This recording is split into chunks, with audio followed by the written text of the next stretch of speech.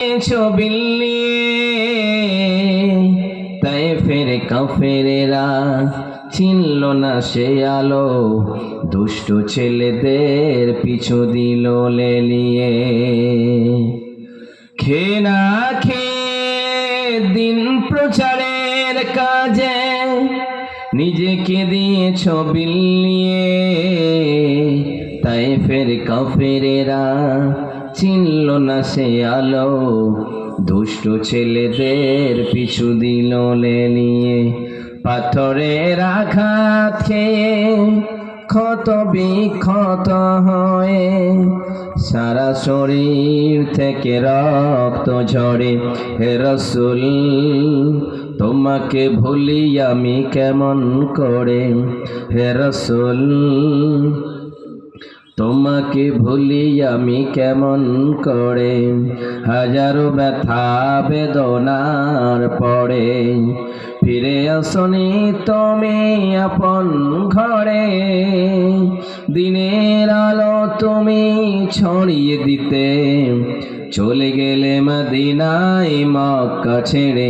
হে রাসূল তোমাকে ভুলি আমি কেমন করে, হে রাসূল তোমাকে ভুলি আমি কেমন করে।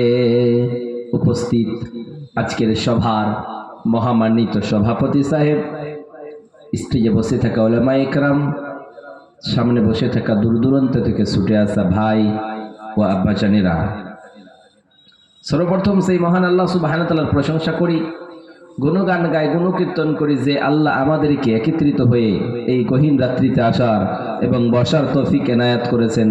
তাই চিৎকার করে আমরা এক বাক্যে বলি আলহামদুলিল্লাহ।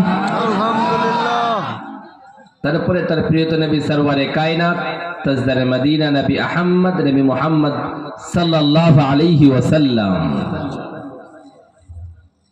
আপনাদেরকে প্রথম নাম্বার আমি বললাম আমার 2 ঘন্টা বক্তব্য চলবে, তার ভিতরে 1 ঘন্টা কন্টিনিউ বক্তব্য চলবে কোরআন এবং হাদিসের।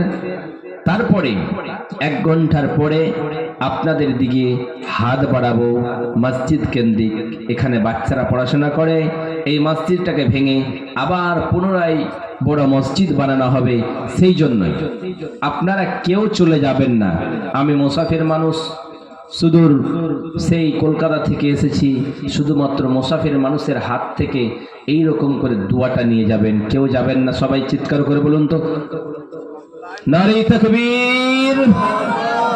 সবাই হাত উঠালেন, কেউ চলে যাবেন না। আমি মুসাফির মানুষ, আপনাদের কাছে কালকে সন্ধ্যার পরে বের হয়েছি শুধুমাত্র